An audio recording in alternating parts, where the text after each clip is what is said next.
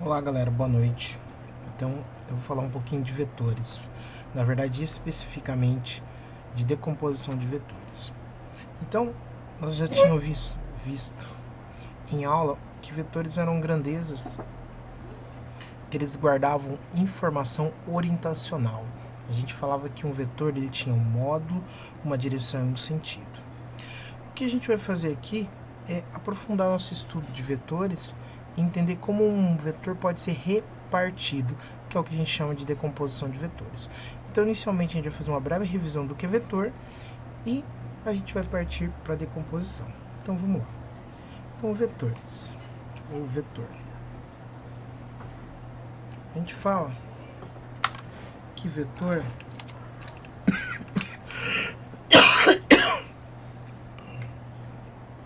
é o que a gente chama de quantidade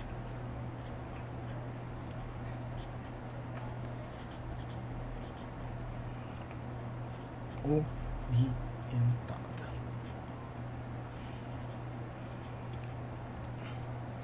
Ou seja, a gente fala que ele tem um módulo, uma direção e um sentido. Então, basicamente, né, a gente tem a primeira operação que a gente aprendeu era encontrar o vetor resultante.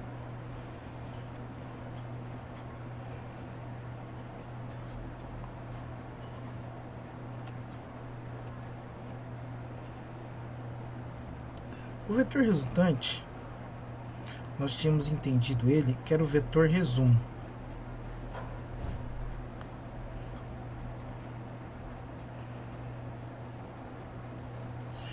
O que quer dizer o vetor resumo? Ele é o vetor que ele substitui um conjunto de vetores. Eu falo que o vetor resultante, comumente escrito como R, né, ele é o vetor resultante R, ele é a soma de outros vetores. Ele é a soma do vetor A, mais o vetor B, mais o vetor C, e assim por diante. O que significa esse símbolo, essa setinha aqui, R vetor? Essa setinha, ela simplesmente significa que essa estrutura matemática é um vetor, então ele tem que se somar como um vetor.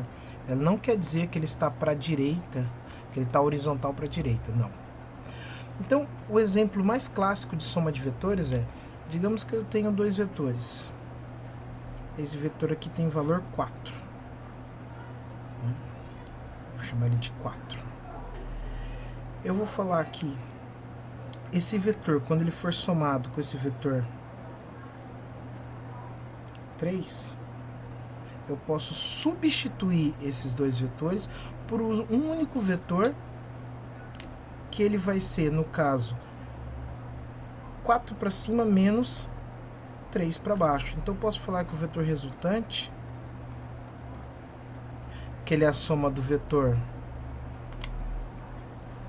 4 mais o vetor 3, e esse vetor aqui me resulta no vetor 1. Ou seja, isso aqui é o que a gente chama de módulo. Eu tenho que escrever, né, qual que é a orientação, porque um vetor ele sempre é uma quantidade orientada, mais uma orientação. Então, eu posso escrever ele formalmente, né, de uma forma correta, né, não numa forma tão didática, que esse vetor resultante R, ele tem módulo 1, ele tem direção, ou seja, direção é só horizontal, vertical, inclinada, ele tem direção vertical e ele tem sentido norte ou para cima. Ou seja, isso me fala como esse vetor está estruturado, ou seja, a soma dos vetores. Era isso que a gente tinha visto em algumas aulas anteriores. Agora o que a gente vai ver? A gente vai ver como decompor o vetor.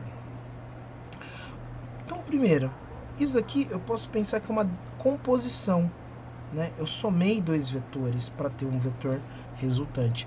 Agora eu vou pensar na decomposição de vetores, ou seja, eu quero saber quanto vale um determinado vetor numa dada direção. O que vai ser extremamente importante para nós daqui a algumas aulas. Então, eu vou pensar que eu tenho um prédio, uma parede, né? E aqui eu tenho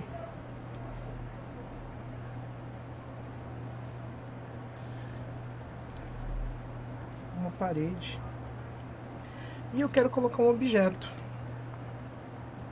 Eu quero colocar um objeto, vou pensar num objeto pequeno aqui. Eu quero colocar um objeto assim. Você concorda que se eu colocar nessa posição, eu vou ter um tamanho no eixo horizontal e um tamanho no eixo vertical? Ou, se eu colocar ele mais de pé, ou seja, com uma abertura com a horizontal maior, um ângulo maior, eu vou ter uma outra configuração do tamanho horizontal e do tamanho vertical. É isso que a gente chama de projeções. Ou seja, é como se eu encostasse uma escada numa determinada parede, e dependendo da inclinação que a escada fica, eu vou ter uma diferente sombra nesse eixo e nesse eixo. É isso que eu vou utilizar para decompor o vetor. Então, eu vou fazer uma alusão que eu sempre gosto da escada. É como se eu tivesse uma escada encostada aqui. Vou fazer uma escada bem fininha.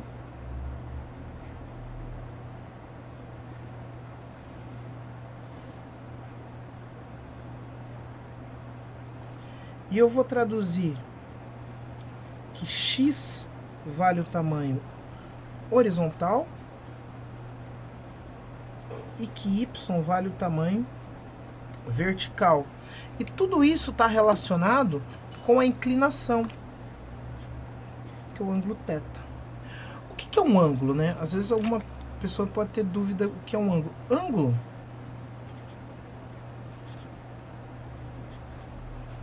é medida de inclinação.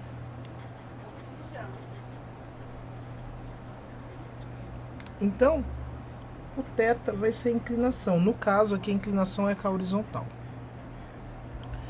Então, o que vai ser decompor vetor? Eu vou saber o quanto vale esse x e esse y. Se a gente interpretar que isso daqui é um triângulo, né? Ou seja, se eu tirar essa estrutura que eu vou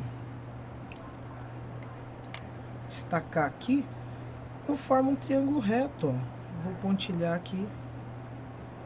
Eu formo um triângulo reto. E vai ser a base para nossas discussões. Então, isso aqui dá um triângulo reto. Ou seja, eu posso tirar essa figura daqui. E eu posso fazer exatamente isso aqui. Vou fazer num tamanho menor, para apenas que caber na figura. Mas eu tenho um triângulo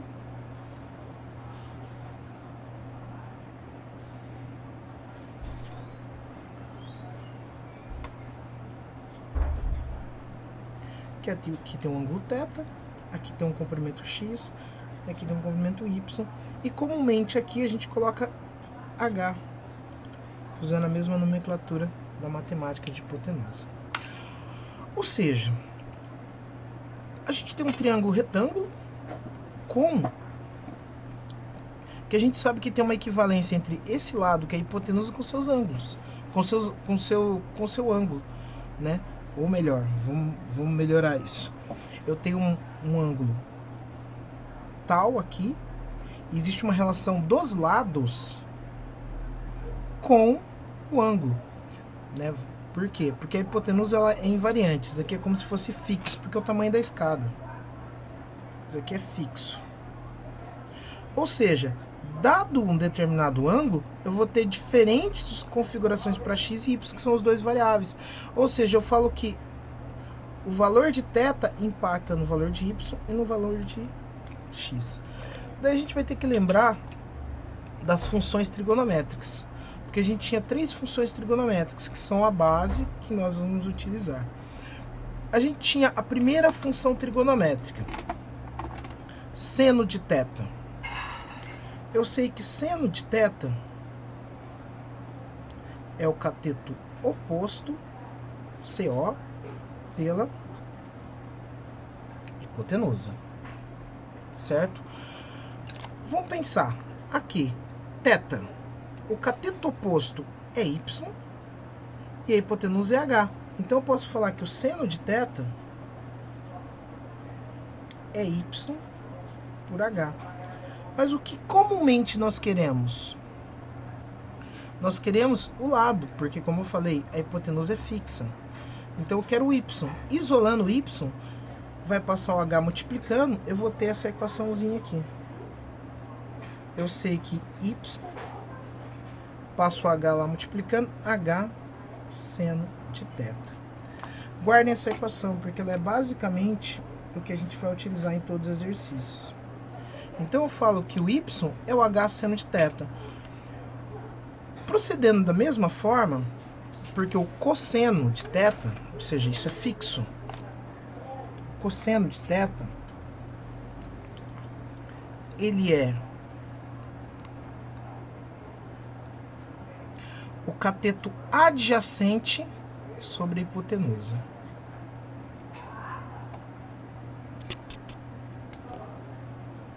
Cosseno de θ, ele é o cateto adjacente sobre a hipotenusa. Ou seja, olhando para a nossa figura, eu vou colocar ela aqui do lado.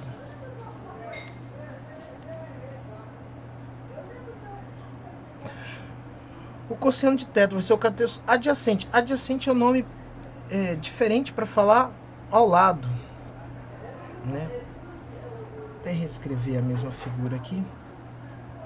Eu tinha um ângulo θ, eu tenho um lado x, um lado y, um lado h. Então, o cosseno de θ, ele é basicamente o cosseno de θ, ele é o cateto ao lado sobre a hipotenusa. Ou seja, como a gente tem uma nova nomenclatura aqui, a gente pode falar que o cosseno de θ, no caso, ele é o cateto adjacente, que é x, sobre a hipotenusa, no caso, h. Ou x sobre h. Como a gente quer sempre esse lado aqui, o x, eu vou isolar. Ou seja, vai ficar x é igual a h cosseno de θ. É por isso que eu falei para vocês que ou vai ser h seno ou h cosseno. Quer uma dica? O lado que está sempre ao lado, ele sempre vai se relacionar com cosseno. Então ele sempre vai ser o quê? H cosseno de θ. O lado que está contrário ao ângulo, quem define é o ângulo. Quem está contrário ao ângulo, ele vai ser sempre H seno de θ. Aplicação rápida.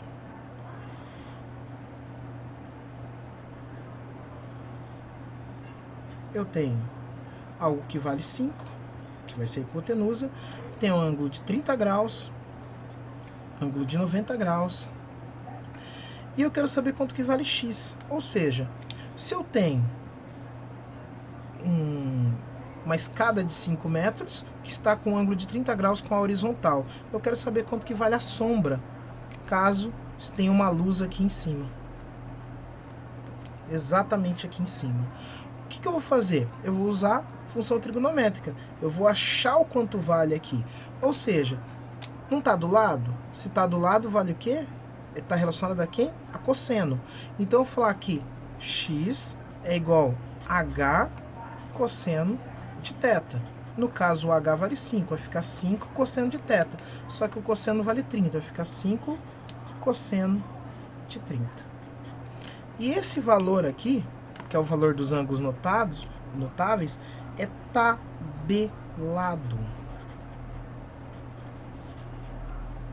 Como ele é tabelado, é só utilizar ou uma calculadora ou uma tabela. Eu coloquei uma tabela já pronta aqui, e você vem aqui, ó, cosseno de 30 dá 0,86, ou raiz de 3 sobre 2, que eu prefiro mais. Então você vai utilizar 0,86 e vai fazer a conta, ou 0,87. Vai ficar 5 vezes aproximadamente 0,87. 5 vezes 0,87. Multiplicar por por 5, né, é a mesma coisa que multiplicar por 10 e dividir por 2. Se fosse multiplicar por 10, dava 8,7. Então, da metade de 8,7 dá 4,35 aproximadamente.